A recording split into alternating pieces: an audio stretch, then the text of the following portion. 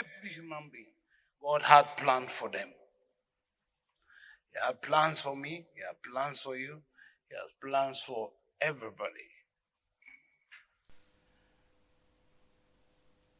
The sooner you realize what your blueprint is all about and pursue it, the better for you. Now, we live in a world that many people don't understand this fact. So they go about sniffing at other people's blueprints. They see you making your little progress or serious progress, and instead of facing their past, wherewith God has already arranged for them their success, they come after you. So because of that, there is a conflict. There is a fight. And once you get lazy and say, I don't want to fight, you lose. See, everything you see that you want, there are more than 100 people that have seen that thing that they want you to.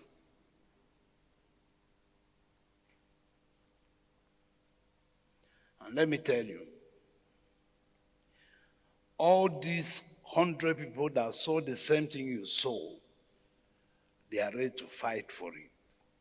And only he who wins will get it.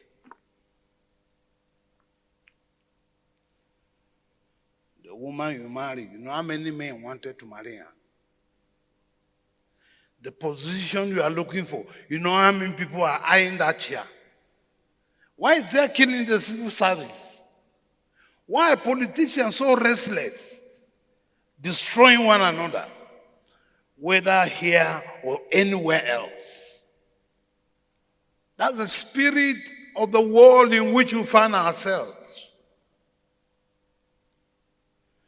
When Jesus came, the devil was waiting for him.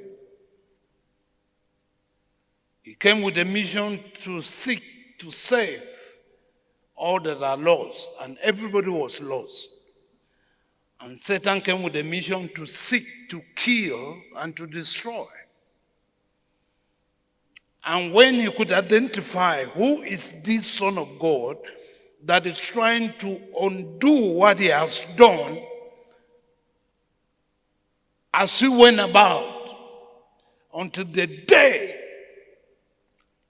that Jesus was baptized and God made an announcement from heaven, this is my beloved Son, in whom I'm well pleased. Satan said, oh, now he? Okay. All along he was looking for. The day it was declared, then the Bible says, and when he came out from the water, he was led of the Spirit into the wilderness, and Satan went there, waited for him to fast for 40 days until he was weak physically, but not knowing that he was strong spiritually. Satan comes when he thinks you are weak. And then he now moved near to use the circumstances Jesus found himself to fight him. Somebody who has fasted for 40 days is definitely hungry. And what he looks for is food. Before Jesus will go to town and get food, Satan said, if you are the Son of God, I challenge you. I had it. Baba God announced it, I had it. But if you are, I challenge you. Command this stone to be bread. Because I said I can do it. I have the power to turn stone to bread. Of course, you know, God didn't take his power from him.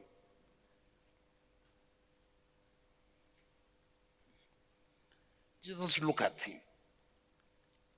I'm not in anywhere contesting about my sonship.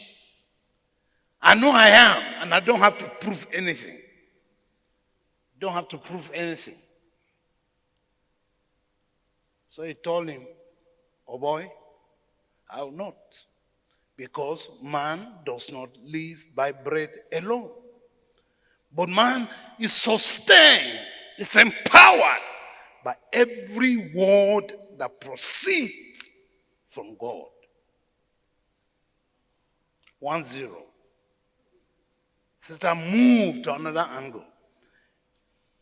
The temptation or the fight, spiritual fight, is better called that way. This was serious conflict. It was serious fight. Angels were watching. Demons were watching. Who will win?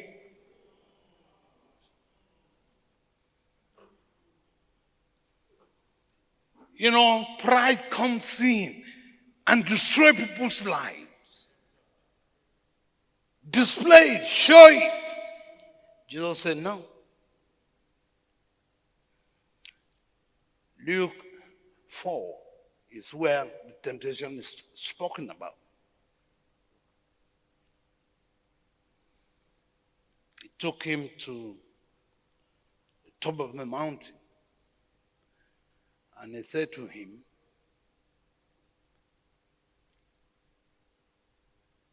cast yourself down, for it is written, he will send his angels to open their hands so that you don't dash your foot against a stone. He said, you cannot tempt God. Thou shalt not tempt the Lord your God. No reason for that.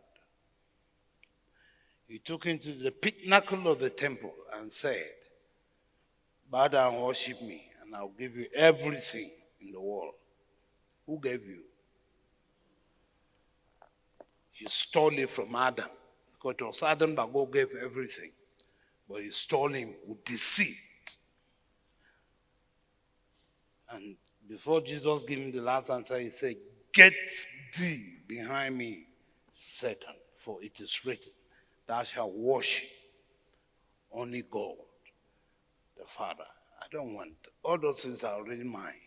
What do I need to worship you for?